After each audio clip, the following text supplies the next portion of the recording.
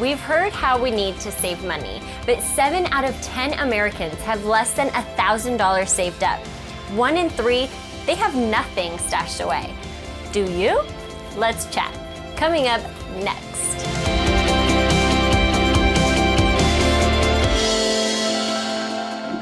Hi friends, I'm Yesenia. If you're new to our channel, we're WealthFit, and we want to help you lead a life of true wealth. We're going to do that today by figuring out this whole mess of an emergency fund and why it's important. Make sure you subscribe below to not miss out on our future videos. You want freedom, you want security, you want peace of mind. What you need is savings. I think I've been trying to fill a hole in my heart with extraordinary savings. Should you ever get sick, hurt, or lose a job, an emergency fund will ensure that you can keep up with the essential living expenses while you get better or to help find another job. Your emergency fund should cover all of your household expenses for at least 30 to 60 days. And over time, that fund should be able to cover 3 to 6 months of living expenses. These funds should be easily accessible should you need them immediately. Not tied up in a long-term investment. They are for true emergencies. Big car repairs, medical bills, unemployment, things like that. To structure your emergency fund savings, it's essential to first understand how much you need to live.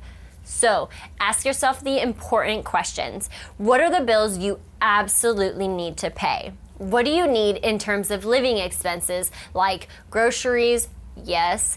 Mortgage payment? Yes. Taco Tuesday? No mas. Taco Tuesday is nice. Break your necessary expenses down into bite-sized saving goals. Say your monthly expenses are about $3,000. Save $100 every week for the next 6 or 7 months, or $50 every week for a year. Maybe you have a tax return, commission payment, or gift from a relative coming in. Add it to your emergency fund.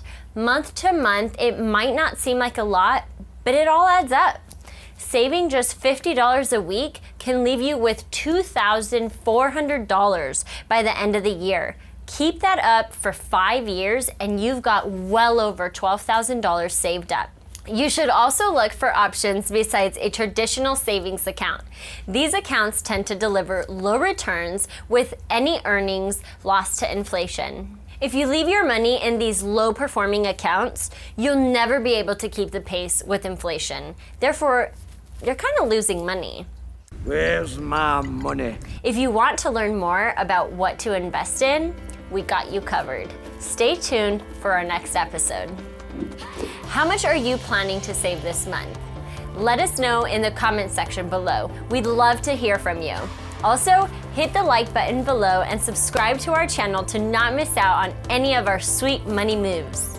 I mean, tips. Sweet money tips, money tips. Keep up with the